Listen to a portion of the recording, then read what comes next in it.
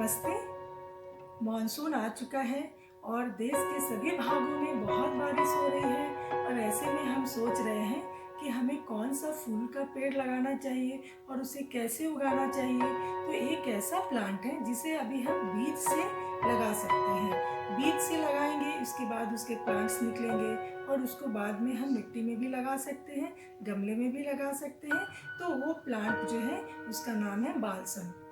इसे बहुत सारे नामों से हम जानते हैं, जैसे दुपट्टे के नाम से जानते हैं, चीरा मिरी के नाम से जानते हैं, गुल मेहंदी के नाम से जानते हैं। और ये हमारा बहुत ही फेवरेट प्लांट रहा है। मैं बच्चे में ही बहुत लगाती थी। बच्चे जब छोटी थी तो ये फूल का पेड़ मुझे बहुत पसंद था, मैं लगाती थी और वहाँ हम चीरा मिरी के नाम से इसे बोलते थे। अभी मुझे नहीं पता कि ये नाम कितने लोग जानते हैं और क्या रीज़न था कि मैं इसे वैसे बोलती थी। हमारे यहाँ सभी लोग बोलते थे इसी नाम से।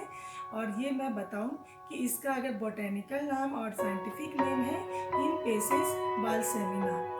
ये हमारे एशियाई देशों जैसे इंडिया में बहुत होते हैं, चाइना में होते हैं, बांग्लादेश में होते हैं। तो इन सब रीजन में ये फूल के पेड़ में बहुत अच्छे फूल आते हैं। ये इसके लिए सूटेबल कंडीशन यहाँ पर रहता है, तो ये बहुत अच्छे से ग्रो करता है। तो आज के इस वीडियो में आप अंत तक बने रहिए।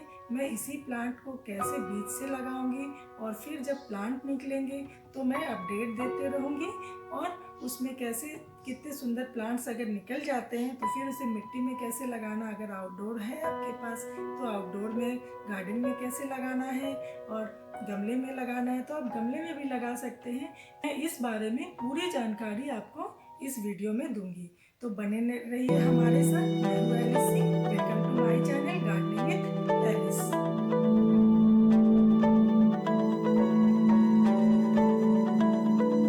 जैसा कि देख रहे हैं कि मेरे हाथ में एक बालसम का सीड्स रखा हुआ है।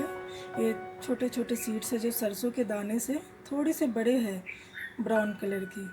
तो ये सीड्स मैंने लोकल मार्केट है वहाँ से, मैंने गार्डनिंग शॉप से वहाँ से लिया है और मैं इसे दिखाऊंगी कि इसे कैसे डालना है मिट्टी में और जिसका सैपलिंग्स बाद में छोटे छोटे प्लांट्स निकलेंगे।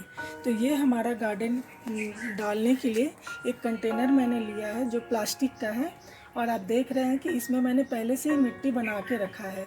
तो ये मिट्टी का एक्चुअली कंपोजिशन जो है, मैंने 50% गार्डन सॉइल लिया है और 25% कंपोस्ट लिया है और 25% रिवर सैंड लिया है। तो इस तरह से मैंने मिट्टी तैयार करके पहले से ही रखा है। और अभी मैं इसके 1 इंच जो आप देख रहे हैं कि मेरे पास एक इंस्ट्रूमेंट है जो कि गार्डनिंग टूल्स है। और मैं एक्चुअली गार्डनिंग काफ़ी करती हूँ तो मैं रखती हूँ ये सब चीज़, मुझे पसंद है रखना जो इजी वे में इसमें मेरा काम हो जाए। तो सबसे पहले मैं इसके 1 इंच से नीचे का ऊपर का जो मिट्टी है उसका मैं लेयर हटा देती हूँ। ठीक है, ये आप देख रहे हैं, ये मैंने हटा दिया है। और इसके बाद मैं ये सीड ले रही हूँ। आप देखिए कैसे सीड ले रही हूँ और इस तरह से मैं थोड़े थोड़े डिस्टेंस पे इसे डाल रही हूँ।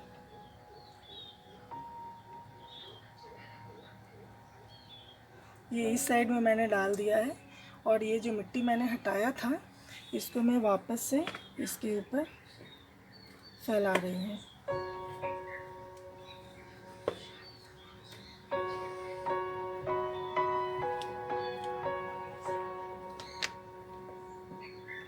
इधर मैंने पूरी तरह से बराबर से उसके ऊपर 1 इंच लेयर हमारा मिट्टी का हो गया।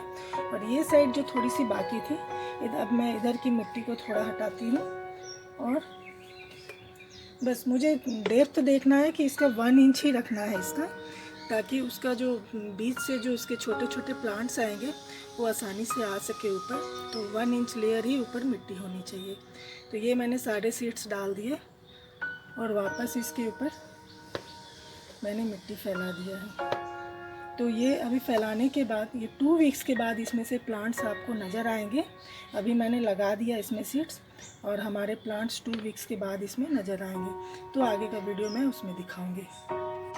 देखिए 5 डेज़ पहले मैंने इसमें बीज डाला था और छोटे छोटे बीज अभी देखिए छोटे छोटे प्लांट्स में बदल गए हैं और कितनी सुंदर दो दो पत्तियाँ हैं इसमें। ये देखिए इतने सुंदर सुंदर प्लांट्स निकल गए हैं। और ये थोड़े दिनों के बाद और 15 दिन के बाद मैं फिर देखूँगी कि इसमें कैसे इसके प्लांट्स बन रहे हैं। तो बहुत ही अच्छा है, सीड से उगाइए आप लोग। ये देखिए हमने ये 15 डेज़ पहले इसे सीड से ग्रो किया था और ये 15 डेज़ के बाद हमारा प्लांट्स देखिए कितना अच्छा, कितना हेल्दी दिख रहा है। और एक प्लांट्स को मैं दिखा रही हूँ, इसमें 5-6 पत्तियाँ आ गई हैं, ये देखिए। और नीचे से अगर इसकी स्टेम की बात करें तो ये भी काफ़ी हेल्दी दिख रहा है। और ये सारे के सारे प्लांट्स जो हैं बहुत ही हेल्दी हैं, जो कि हम उसे मिट्टी में लगा सकते हैं। अभी मिट्टी में लगाने के लिए पूरी तरह से ये तैयार है। और अगर जर्मिनेशन रेट की बात करें हम, तो मैंने तो जब लगाया था तो मानसून आ चुका था और मैंने उसी समय सीड से लगाया, लेकिन 15 डेज़ तक लगातार बारिश हुई, तो जिसके कारण ये बहुत सारे प्लांट्स हमारे निकलने के 80% तो जर्मिनेशन हुआ इसका। लेकिन बहुत सारे प्लांट्स जो ऐसे थे कि जो थोड़े से वीक थे, वे पानी के कारण बहुत सारे ख़राब हो गए। तो अभी हमारे पास इतने सारे प्लांट्स बचे हुए हैं जो कि बहुत हेल्दी कंडीशन में हैं और इसे हम अपने मिट्टी में भी इसे लगा सकते हैं। तो ये देखिए, ये सारे नीचे से भी देखिए कितने से हेल्दी हैं ये प्लांट्स सब हमारे। और अगर हम मिट्टी में लगाने की जब बात बोल रहे हैं, तो जब अगर आउटडोर आपके नीचे गार्डन में ज़मीन है तो वहाँ भी आप लाइन से इसे लगा सकते हैं, क्योंकि एक लाइन में लगे रहती है तो बहुत ही सुंदर दिखती है।